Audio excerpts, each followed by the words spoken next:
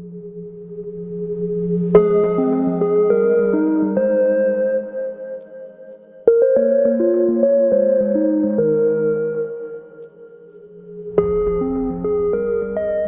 guys, and welcome back to my channel and another video of film photography. It's Friday night, and at the moment I'm trying to plan a shoot for very early tomorrow morning, being Saturday morning, down at the beach. So I'm doing this video now because I won't have time in the morning. I want to get down there before sunrise, and here at the UK at the moment it's winter and the sunrise is about 8 o'clock in the morning.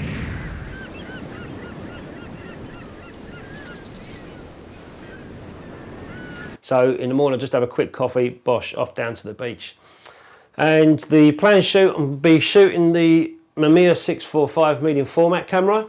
Planning on shooting a 10x8 print, and going to be, if I can find it, shooting the FP4 125 film from Ilford. It's a brilliant film. So I'll be shooting this film. Haven't even loaded it yet, but I'll be loading this later on. In fact, I'll do a video of me loading it, so you can, in a minute after this, just for those that haven't seen the Mamiya being loaded before. Yeah, so I'm looking forward to this. What I'm hopefully trying to get out of this photograph tomorrow, I'm not going to spend too long down there. I want to try and get, hopefully, I don't know what the sky is going to be. I know that the tide is going to be low tide. So hopefully we'll get a nice smooth sea with some silky looking maybe reflections or something. If there's clouds in the sky, great. If there's not, it doesn't matter. I'm going to be burning the sky in.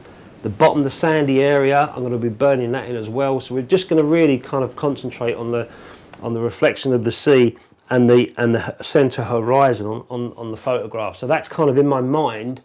You know, and it's good to have something in your mind before you go and shoot. So tomorrow I'm not going to waste any time when I get down there. 645, I'll be shooting this one, so I'll be loading the film in here. I don't use the prism on the top with the light meter and stuff. I'll judge all that myself. In fact, I'm going to be taking my Canon 7D to do some spot metering, just so I can roughly get a guesstimate of my light meter reading.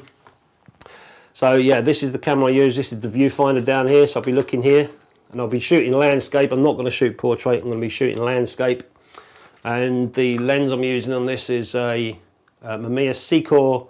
It's a 45mm lens, and it's nice and sharp as well. It's a good bit of glass, so it's a good bit of kit to go down with. Am I going to worry about long exposures tomorrow? I don't know. I'll see what happens when I get down there. I'm not going to do the pack in the bag because it's Friday night and I want to watch football in a minute. And I'll see you in the morning when we get down to the beach. Cheers.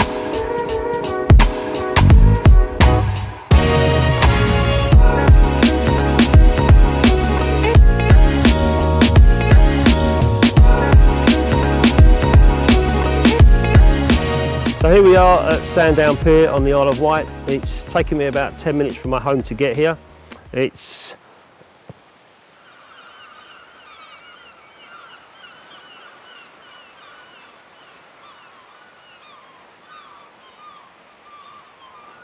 and where I'm positioned at the moment, I'm looking out and there's a big ship right in the background, and that's going to stay there until it wants to moor, probably at Southampton or Portsmouth. I'll have to go to a different beach over the other side, which is about another 10-minute drive, and by the time I get there the daylight's going to be up, so that's okay because I'm not looking for a sunrise shot. Right, let's get back in the car and go off to Shanklin, where hopefully in front of us there won't be any ships.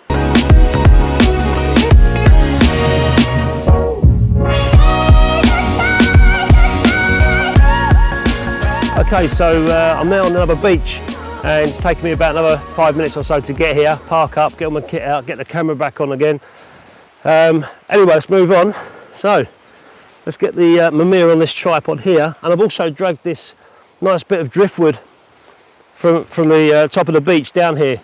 So when I've got these photographs that I've planned, I may just shoot a few more with this interesting piece of wood here, just see what happens, see what we get. Why not? I'm down here, so I may as well. I've got about 15 shots in this, so I'll be doing some bracketing on the first few shots, a few exposures up, a few exposures down, using the shutter speed, and I'll be shooting probably around about F11, around that area. It's quite dark, so I don't want to, you know, I've got to watch my shutter speeds. I don't want to go too slow. by using a smaller aperture. So I'm probably going to use around about f11. So we'll do some metering in a minute, get this on the tripod, do some metering and take some shots. Okay, so I'm down at the water's edge. You can see the water trickling in, and the sand here is quite clean. So the idea for this shot is to have the sand black, the middle of the image exposed, and then with gradient into the sky, where the sky goes black at the top. So let's get the Mamiya set up and start shooting some film. Okay, so the DSLR just gave me a meter reading at f11 of 1/4 of a second. So I'll dial that into my camera, get a composition and take the first few shots. First of all, I've got to wind the film on. The first, there she is, okay.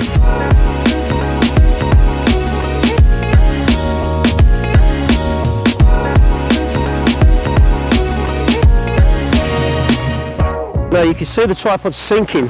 What I've got in my bag, if I've got time to get them out, some mat board cut-offs. I'm just going to pop these underneath.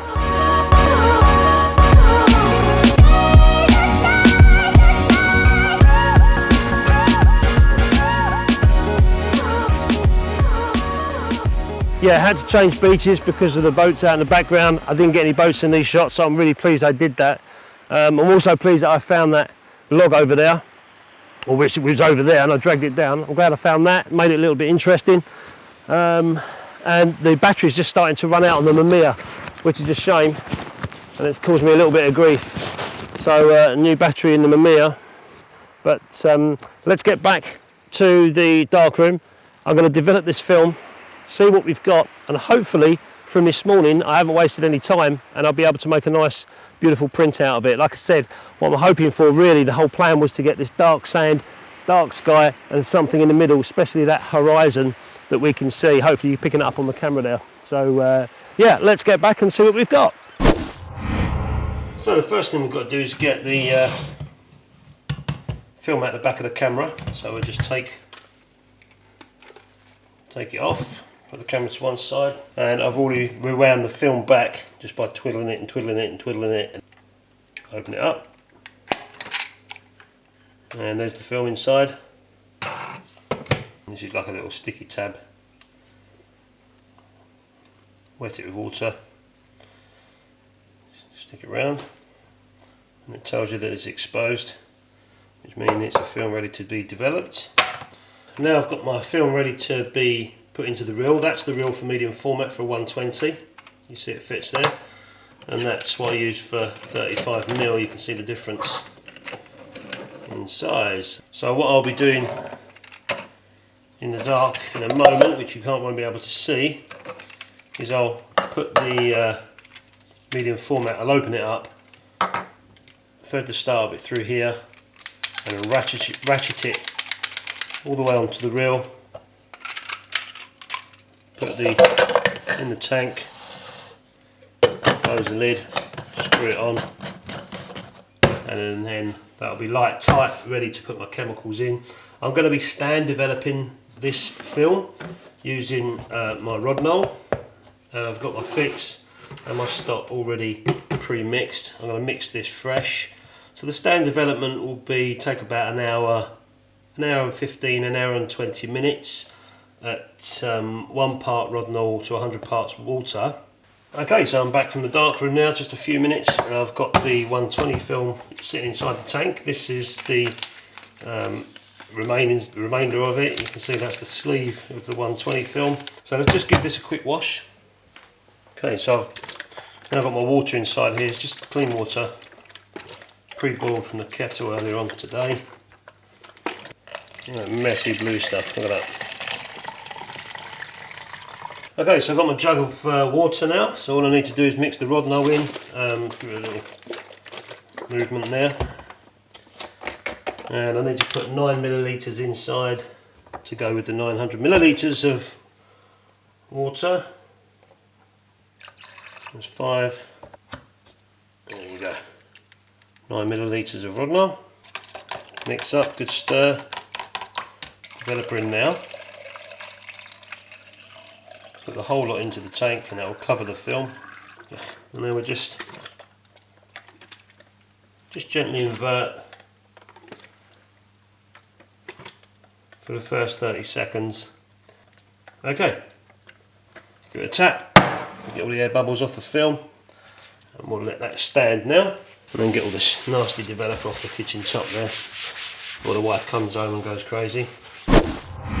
Okay guys, so that was a worthwhile shoot today. I quite enjoyed it. I got up early. I'm feeling a bit tired now, earlier than I normally get up anyway, but I was a bit gutted that there wasn't much more of a sunrise going on. It was very overcast, it was very dull, and I've already started working on the negatives, and I'll show you the results from them in a moment.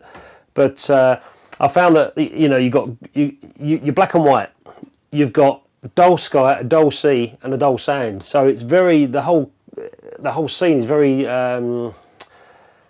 got no contrast in it. It's got no feeling in it. The second result I had was finding the wood, because when I was looking at the negative, the first print I did, it looked okay, but it just looked a bit boring. It kind of lacked, the sea wasn't as calm as I wanted it to be.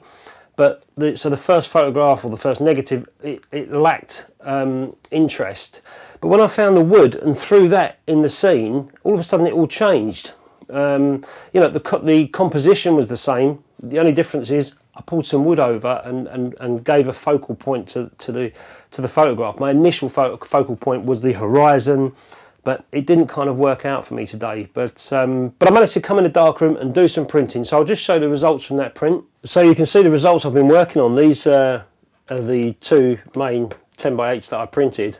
This was the first test, the second test, and the third test. This was the fourth test, and this was my final print.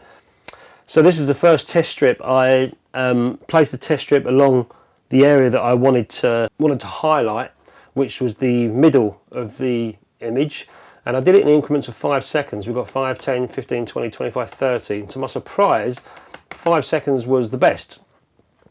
10 seconds was too muddy. I could have gone in between 7 seconds, but I chose to go with 5 seconds. This was the second test print I did. You can see it's on the wonk, and I'm just looking at this area here. Let's put that straight. Oh, it doesn't want to go straight. It does now. So I just wanted to focus on this area here and see what we come up with. And I used 3 seconds on this and 15 seconds with the contrast 5 filter. But it started getting too muddy, so I decided to completely use the contrast 5 filter. Third test that I did, 15 seconds contrast 5, and I managed to get the highlights and also the contrast of the waves as they were coming in here, and I liked that. I thought, great, I can work with that and then start working on the sky and the sand, like I said. And this is the first 10x8 print that I did, and keeping the same contrast 5 at 15 seconds here, just in this area. And then I started to, I just turned the enlarger on, no timing at all, I just kind of guessed it, and started to burn in the sky. And this was the final print that I did. Now you can see the sky is far more dramatic, but I just overburnt the sanding. I come away from this negative and was more intrigued to see how the wood looked. And all of a sudden the whole composition changes. You've got this focus point here, which is quite nice. From the whole planned shoot, I didn't expect this lump of wood to be there. So when I printed this print, I thought, you know, out of the two, if I was to choose one, it would certainly be this one because of the wood. It just looked, I got some reflections there, you know, and it kind of works. So it's exactly the same exposure times on the enlarger, and also the same camera times, the same camera settings as the last print I showed you, except the wood is there and I did a little bit less burning on the sand. The whole idea was the same. The only difference is I managed to find a piece of wood and make it more interesting. So there was a bit of dodging and burning that went into this print. So what I'm going to do, I'm just going to do a reprint so you guys can see what I did on the enlarger to get this final image here. Basically burning the sky, burning in the sand area slightly, and then burning the whole image apart from the wood, effectively dodging the wood area. just to give it a little bit of highlight and stuff. And it was quite difficult, the wood, because it was a firewood, so it was black anyway. The only part that wasn't black was this area here, this little this branch that was sticking up. That wasn't black, it wasn't burnt. So let's put another 10x8 piece of paper into the enlarger, and we'll have a little go at recreating this print or making a duplicate of this print. Yeah, so I've got my 10x8 easel there. There's my burning card and a dodge tool that I was using for the wood just there. So it's just these two pieces of equipment that I'm using, and we've got a piece of 10x8 Ilford RC paper. This is glossy. I don't need to do any test strips because I've done all this already, so I'm just going to show you what I did on the enlarger to make that print, effectively making a reprint.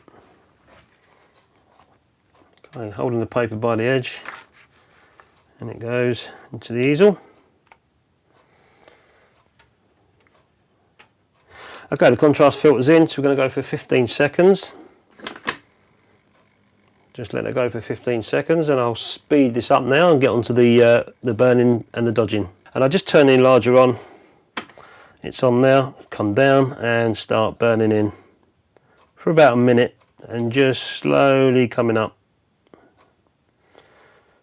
Gradually just moving the dodge card, and just burn a little tiny bit of the sand at the bottom. You'll see this, not too much. And then the second part was to use the circular dodge tool to dodge around the wood and kind of burn the rest of the image in. Not too long. There you go, you can see I'm just bouncing it up and down where the wood is, so that will highlight the wood, and the rest of the print will start becoming burned in. And we just come back out a bit more now,